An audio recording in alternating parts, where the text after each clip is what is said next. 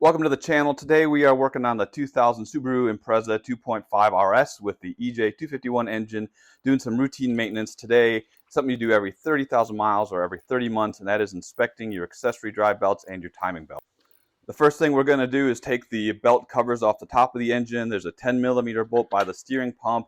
There's a 10mm bolt holding the two pieces of the cover together, a 10mm nut over by your coolant reservoir, and then a 12mm is what you need for the bolt that holds the bigger belt cover in place. It's actually holding your alternator in place as well. Loosen that one up just enough so you can swing that big cover out of the way and pull it off. You do not need to fully remove that belt. Over on the passenger side of the car is a rubber plug in the belt cover. All you have to do is pry that out and pull it away from the cover. In order to get access to the timing belt cover piece you need to remove on the driver's side, and in order to get a socket on the crank bolt, I need to remove the coolant reservoir and both of my cooling fans. Now my fans are not Subaru fans anymore. Previous owner replaced it with aftermarket, so maybe you don't need to remove your fans to get to the crank bolt with a ratchet, but I do. So it's a couple of 10mm bolts that hold the coolant reservoir in place, and you just lift that out and kind of set it to the side. And then I have some more 10mm bolts that at the top that hold the fans in place, and I can lift the fans out, disconnect the electrical connectors, and set those aside. And the last thing we need to remove is the inspection cover off of the overall timing cover so that we can see the timing marks on the belt. And you just need 10mm socket, 3 bolts to remove, and then that little cover will come right off.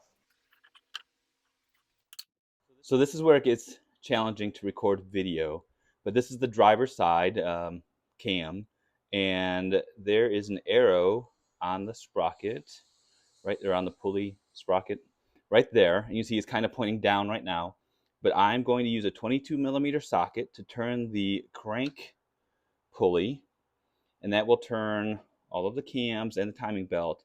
And I'm going to align that arrow with this notch in the timing cover.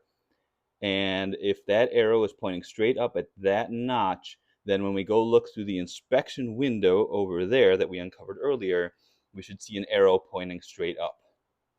So first, let's go ahead and turn the belt.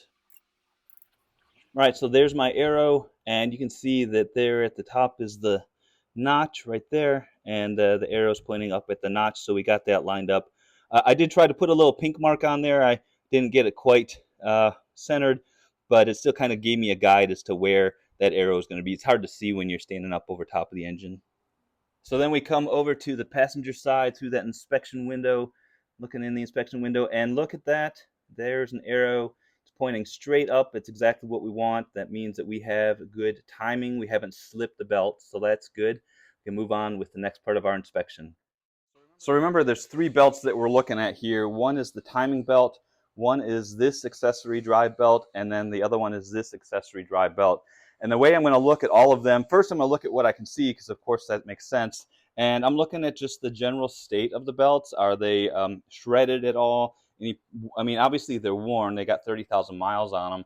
But any rough spots, any tears, any teeth that are missing inside the grooves of the accessory belt, any chunks that are missing, anything like that. And also looking at the tension. So the tension on the belt, you should be able to, pushing on it, like move it less than 1/4 of an inch. That's how you know it's tight. These are both still a good tension. We know we have good timing. So everything there looks good.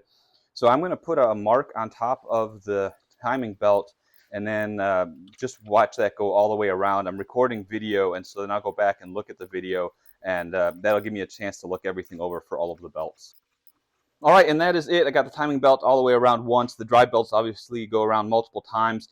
Everything looked consistent. There were no tears, gouges, missing teeth, anything like that. The belts are still in good shape. I'm going to let it go for another 30,000 miles before I do this again.